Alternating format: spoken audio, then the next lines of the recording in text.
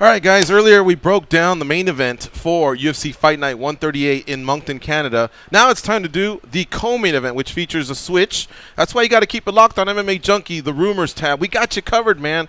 Right now we have Michael Johnson stepping in, and he will be fighting Artem Lobov in the co-main event feature. The odds are Johnson coming in at -580. The comeback on Lobov is +470. Goes?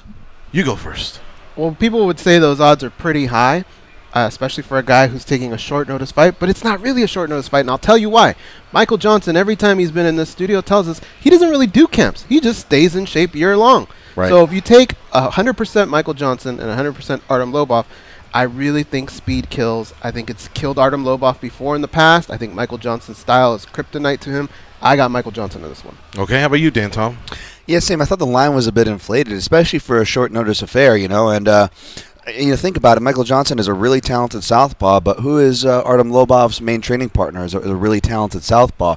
So you would think it shouldn't be a big deal, but if you look at both their records, actually both Michael Johnson and Artem Lobov both carry mixed records against southpaws. Now, Lobov can fight out of both stances.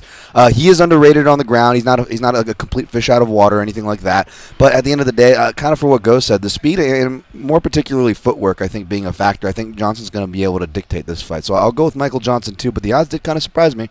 Me too.